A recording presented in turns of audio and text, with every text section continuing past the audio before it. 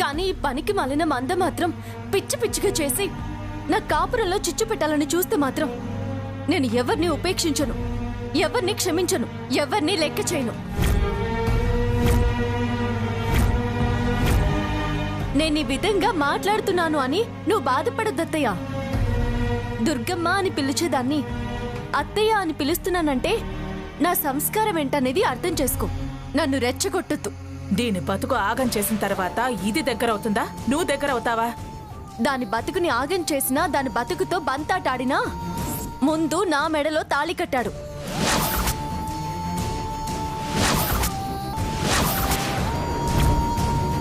దాన్ని బలవంతంగా ఇచ్చి పెళ్లి చేసినా అది 2వ స్థానంలో ఉండాల్సిందే కాని నా స్థానానికి ఎదగలేదు, ఎదిగి నిలవలేదు.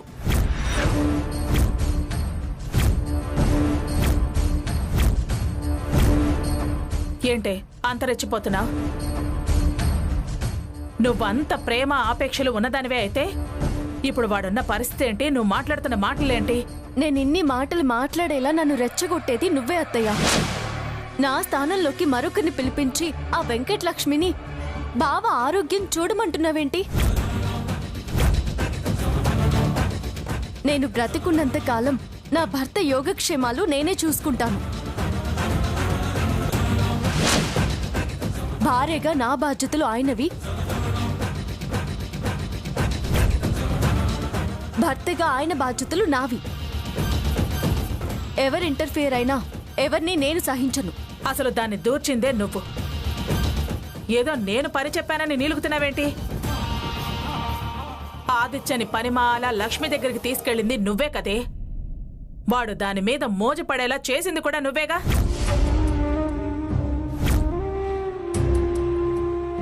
నువ్వు పెళ్ళానివా? అలా చెప్పుకునే అర్హత నీకుందా? నా అర్హత నాకుందత్తయ్య. నువ్వు హెచ్చరించాల్సిన పనిలేదు. అసలు ఆదిత్యని అలా రెచ్చగొట్టి తప్పు చేసింది నువ్వు. అది ఏదో అందని దాని దగ్గర నిజం రాబట్టాలని నువ్వు పొరపాటు చేసి ఈ రోజు నీ కొంప కొల్లేరవుతుందని గగ్గోలు పెడితే ఎలా? ఏమీ కాలేదు. మీరనుకున్నట్టుగా ఏమీ జరగలేదు. ఎందుకంటే ఏళ్ల తరబడి ప్రేమించుకున్న మనుషులం. మా కట్టుబాట్ల గురించి మాకు బాగా తెలుసు. మీరు చెప్తే నేర్చుకునే స్థితిలో మేము లేము. ఆదిత్య తప్పు చేసేవాడే అయితే నా విషయంలోనే తప్పు చేసేవాడు. మత్తమ్మా, మత్తు మనిషిని ఎలాగైనా మారుస్తుంది. మత్తెక్కితే మనిషి మారుతాడు అనేది శుద్ధ అబద్ధం. నువ్వు అనుకోవడం తప్పించుకోవడానికి ప్రయత్నం చేసే మార్గమే గాని నా ఆదిత్య తప్పించుకునే మనిషి కాడు. ఆడు తప్పు చేపట్టే భయపడి అదిగో జ్వరం వచ్చి కూర్చున్నాడు.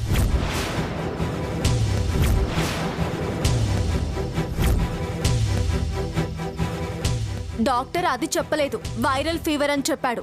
నువ్వెన్నైనా చెప్పవే. ఇక నుంచి ఆదిత్య బాగోగులు లక్ష్మియే చూసుకుంటుంది. లక్ష్మి బాగోగులు ఆదిత్య చూసుకుంటాడు. నేను చచ్చైనా దాన్ని బయటికి పంపించేస్తాను.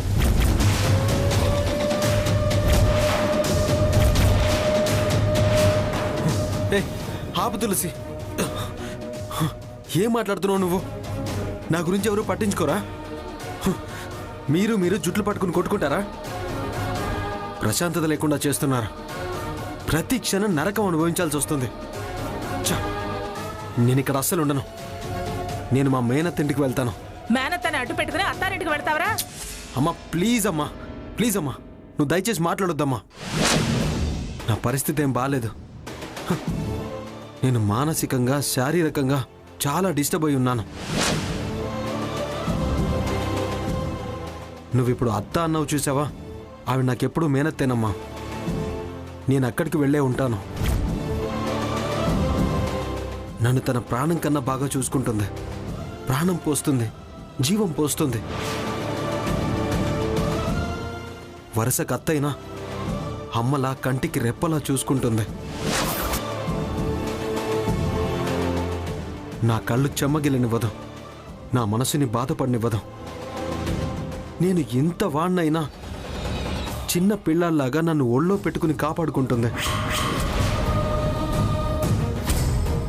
మా అత్తయ్య మీద నాకంత నమ్మకం ఉంది. నేను అక్కడికి వెళ్ళిపోతాను. నువ్వు అక్కడే ఉండు ఆదిత్య. నేను వెళ్ళి మందులు తీసుకొస్తాను. ఇక్కడుండి అత్తయ్య చూపులకి మాటలకి నువ్వు నలగాల్సిన పని లేదు.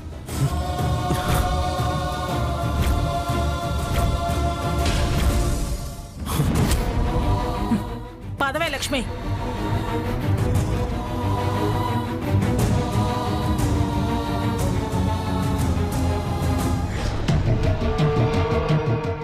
అవునే, నువ్వేంటి ప్రతిసారి సీక్రెట్ సీక్రెట్ అంటున్నా? మొన్న పార్టీలో కూడా స్టేజ్ ఎక్కి లేడీస్ అండ్ జెంటిల్మెన్ అని బాగా ఏంటి? అసలు నీ సీక్రెట్ ఏంటో చెప్పు.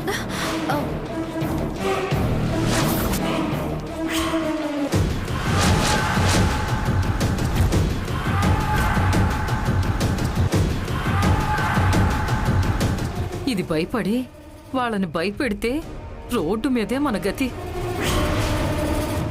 ఇది వరకు దీని ఆశే చెడేది, ఇప్పుడు దీని బతుకు చెడింది. ఈ చెడిపోయిన పిల్లను ఎవరు చేసుకుంటారు? అదా అది చెప్పవే. అది అసలు ఇదంతా నీ నసుగులతోనే వచ్చింది. ఏదైనా ఉంటే కుండ బద్దలు కొట్టినట్లు మొహమే చెప్పేస్తే దరిద్రం వదిలిపోతుందిగా. ఈ నాంచడాలు నానబెట్టడాల వల్లనే కొంపలు మునిగిపోతున్నాయి. నా మీద చిటికలు వేసిన దాన్ని నీ వెంట పడేలా చేసుకుంది నువ్వు. నిన్ను తాగించైనా నిజం కక్కించాలని చూస్తోంది అది. నువ్వేంటే ఒకసారి అడిగితే చెప్తానంటూ ఇంకోసారి అడిగితే మర్చిపోయానంట. మనసులో పడిన రహస్యం ఎలా మర్చిపోతావే? ఈ వయసులో మతిమరిపోస్తే నీకు జీవితం ఏముంటుంది? గుర్తు తెచ్చుకొని చెప్పు. ఏంటా సీక్రెట్?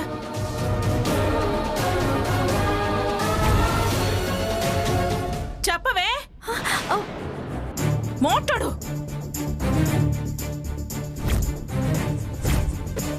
ఏంటి దుర్గా, చెప్పు చెప్పు అని బలవంతం చేస్తున్నావు? అదేదో సీక్రెట్ సీక్రెట్ అని బాగుతోందిగా. మొన్న కూడా పీకల దాకా తాగి ఏదో చెప్పాలని చూసిందిగా. పూజ దగ్గర నుండి చూస్తున్నాను. సీక్రెట్ సీక్రెట్ అంటోంది. చెప్పు అంటే నీళ్లు నములుతోంది. అవును, ఆదిత్య ఎక్కడా? ఇక్కడ అందరం వాణ్ణి పోరు పెడుతున్నామంట. ఈ ఇల్లు నరకల్లా ఉందంట. అందుకని మేనత్తింటికి పోతానని అత్తగారింటికి ఎగేసుకుని పోయాడు. పోకేం చేస్తాడు? మీరు ఎవరిని మానసికంగా ప్రశాంతంగా ఉండనివ్వరు కదా. వాడు వెళ్ళిపోయాడని దీన్ని పట్టుకున్నావా? ఏంటో చెప్పే సీక్రెట్ దాని మొహం. అది అసలే తింగర్ది. అది ఏమైందో తెలీదు, ఎక్కడ పోయిందో తెలీదు, ఎవరు చెప్పారో అసలు తెలీదు. దానికి తెలిసిందేంటో మనకు తెలీదు. ఈ తలతిక్క చెప్పే విషయం అంత ముఖ్యమా? కన్న కొడుకు ఆరోగ్యం కంటే దీని సీక్రెట్ ముఖ్యమా? వాడు వెళ్ళాడు అని కంగారు పడడం మానేసి చెప్పు చెప్పు అని నిలదీస్తున్నావేంటి? ఏంటది చెప్పేది, మనం వినేది? వీళ్ళు చెప్పేవన్నీ పుల్లలు పెట్టే మాటలే కదా. వీళ్ళు వచ్చిన దగ్గర నుంచి మన సంసారంలో సుఖ సంతోషాలున్నాయా?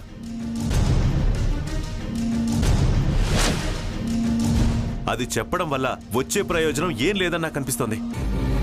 ఇంక ఈ విషయం వదిలేయడం మంచిది. పాపం వాడికి ఎలా ఉందో ఏంటో, ఇక్కడ ఉండలేని పరిస్థితి కల్పించారు. ఆ, వెళ్ళండి వెళ్ళండి.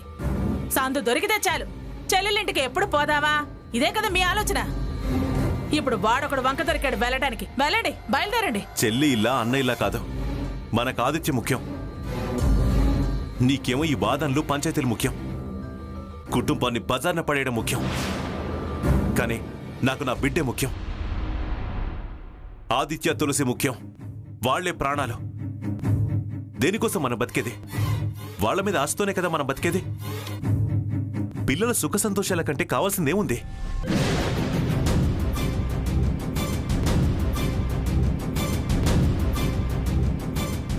ఏయ్, గుర్తు చేసుకుని చెప్పు.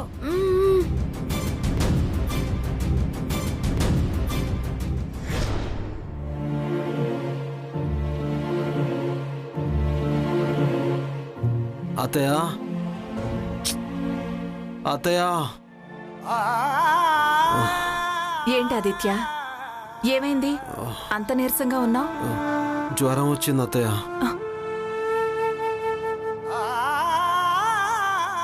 అయ్యయ్యో, ఇదేంట్రా ఒళ్ళు కాలిపోతుంది? అవునత్తయ్య. ఇంత జ్వరంలో వచ్చేవేంట్రా? రా ముందు వచ్చి కూర్చో.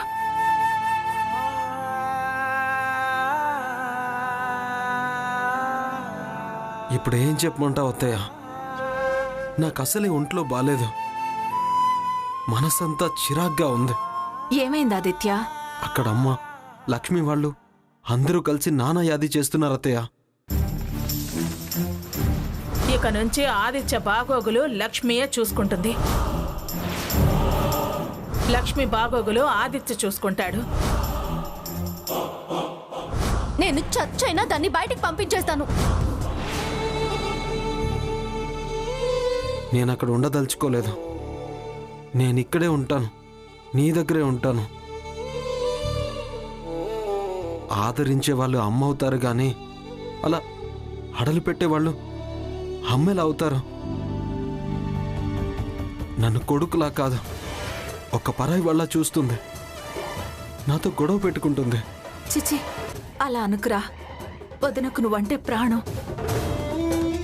నిన్ను బంగారంలా పెంచింది. వదిన నిన్నెంత ప్రేమగా పెంచిందో నాకు తెలుసురా.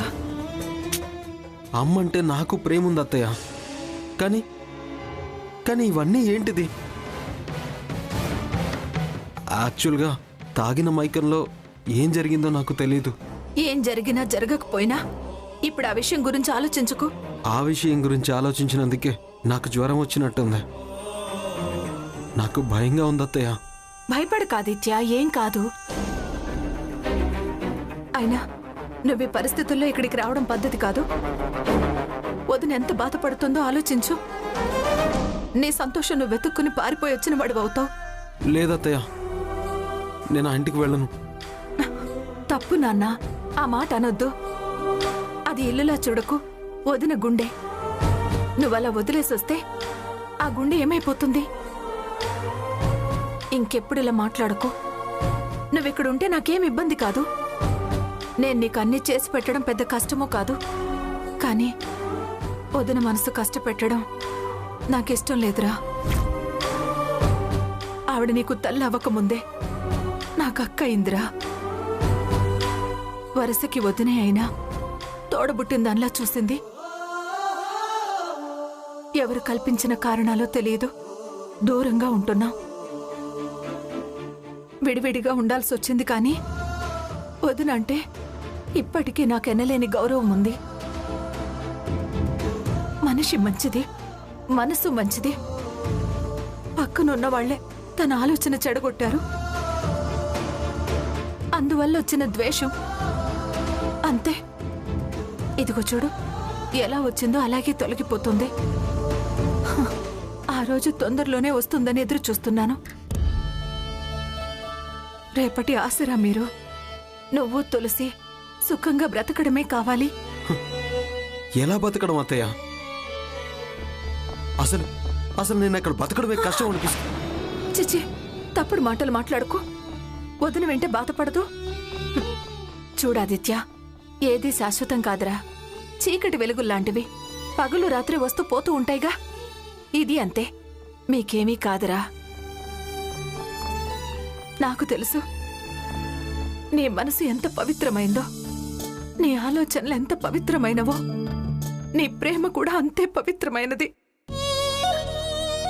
ఆ ప్రేమకు దేవుడెప్పుడు అన్యాయం చేయడు.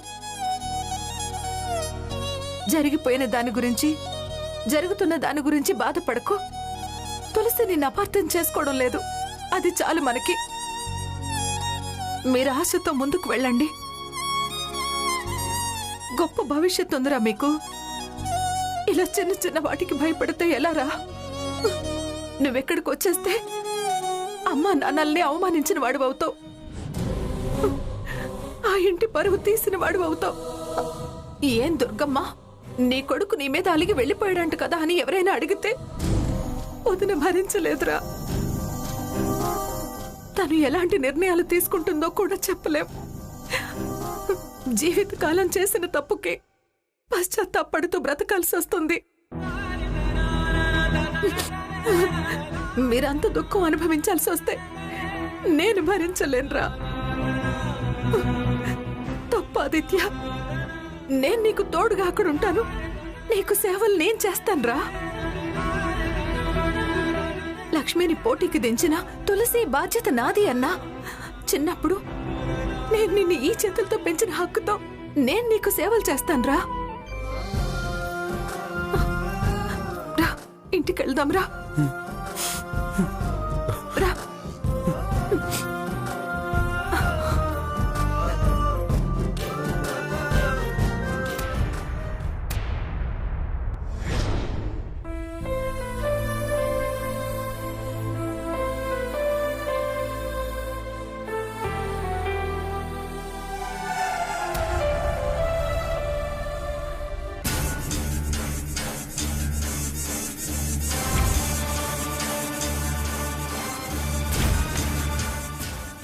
ఆంటీకి ఆ సీక్రెట్ సంగతి ఏంటో తెలుసనిపిస్తుంది. అసలు అదేంటో ఆంటీని అడిగితే ఇంకా వెంకటలక్ష్మిని అడిగే పని ఉండదు, టెన్షన్ పడాల్సిన అవసరమూ ఉండదు.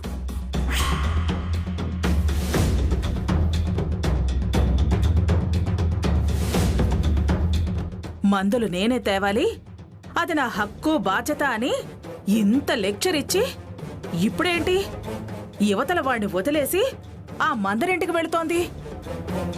దీనికి వీడి ఆరోగ్యం కన్నా ఆ దాక్షాయనితో పెత్తనాలు ముఖ్యమయ్యాయా? వచ్చాక తేలుస్తా, ఇదేనా నీ బాధ్యత అని నిలదీస్తాను. ఆంటీ, ఎక్కడికి వెళ్తున్నారు ఆంటీ? షాపింగ్కి వెళ్తున్నాను. ఈ మందులు ఎవరికి తులసి? ఆదిత్యకు జ్వరం వచ్చింది, డాక్టర్ గారు వచ్చి మందులు రాశారు, తీసుకొద్దామని వెళ్ళాను. జ్వరమా? ఎప్పటి నుంచి? మార్నింగే వచ్చింది, వైరల్ ఫీవర్ అన్నారు. అది సరే గాని ఆ లక్ష్మి చెప్తా చెప్తా అని బెదిరించే ఆ సీక్రెట్ ఏంటా ఆంటీ?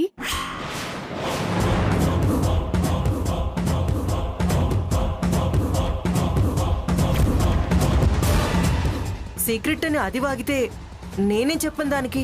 నీకు తెలుసు అని చెప్పమంటున్నాను. పిచ్చా నీకేమైనా? నాకు తెలియడమేంటి? తెలియకుండానే చెప్పొద్దని ఆరాటపడ్డావా? వదిలే వదిలే అని నన్ను వాదించావా? నేను చెప్పాల్సిందే అని వాదిస్తూ ఉంటే భయంతో పరిగెత్తుకుంటూ వెళ్ళి కరెంట్ ఆఫ్ చేసావు. తర్వాతేమో వాచ్ పోయింది అని అరిచావు. నేను మెయిన్ ఆఫ్ చేయడం ఏంటి? కరెంటు పోయింది, చీకట్లో ఎవరో నా వాచ్ లాగారు, అది తెగి పడింది, కరెంట్ వచ్చాక దొరికిందిగా. స్టోరీలు చెప్పకు. నువ్వు మెయిన్ ఆఫ్ చేయడం నేను చూశాను. ఏ తులసి, ఏంటి అది చెప్పేది? మనం వినేది. పదండి వెళ్దాం. అయ్యో, దొంగ దొంగ, నా వాచ్ పోయింది.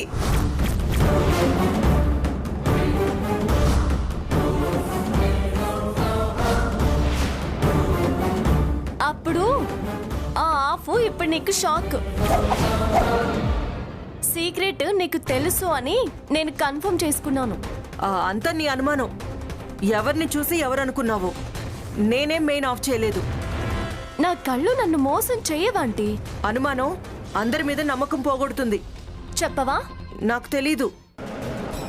అయినా నీకు ఊహ తెలిసిన దగ్గర నుంచి మీరంతా కలిసే ఉన్నారు. వేరుగా ఉన్నా పక్క పక్కనే ఉన్నారు. నీకు తెలియని సీక్రెట్ ఏముంటుంది తులసి? నాకు తెలియకనే కదా నిన్ను అడుగుతోంది. నాకు తెలీదు అంటున్నానుగా. అయినా అది తింగర్ది. దాని మాటలు ఎందుకు పట్టించుకొని టెన్షన్ పడ్డావు? అదేదో నీకు ధమ్కీలిస్తుంది. సరే ఆంటీ, ఒకవేళ తెలిస్తే నాకు తప్పకుండా చెప్పు. నమ్మకం లేనప్పుడు అడగడం ఎందుకో? ఈవిడ చెప్పేలా లేదు, అడగడం అనవసరం. వెళ్ళొస్తాను.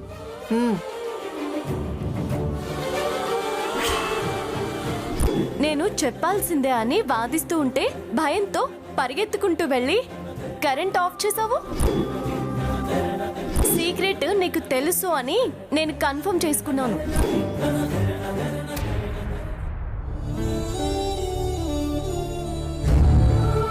జాగ్రత్త ఆదిత్య, విశ్రాంతి తీసుకో. ఏంటి వాడిని చేయి పట్టుకుని తీసుకొస్తున్నా? వీడు జ్వరంతో ఉన్నాడు వదినా. ఆ సంగతి మాకు తెలుసు కానీ వాడిని నువ్వు తీసుకొస్తూ జాగ్రత్తలు చెప్పాల్సిన అవసరం ఏముంది? వీడిక్కడ కొంతమంది పోరు భరించలేక మా ఇంట్లో ఉంటానని వచ్చాడు. పద్ధతి కాదని మీ అమ్మా నాన్నలకి చిన్నతనమని నచ్చ చెప్పి తీసుకొచ్చాను. ఊరికే టెన్షన్ పడొద్దు, విశ్రాంతి తీసుకోమని చెప్తున్నాను. ఆహాహాహా, నువ్వు పద్ధతి చెప్పేదానివి, చిన్నతనాల గురించి మాట్లాడేదానివి. ఇంతకాలం అంత గొప్పగా పెంచాను అని చెప్పేదానివి కదా. మొగుడిని తీసుకెళ్లి పరాయి ఆడదాని మంచం మీద పడుకోబెట్టిందే నీ కూతురు.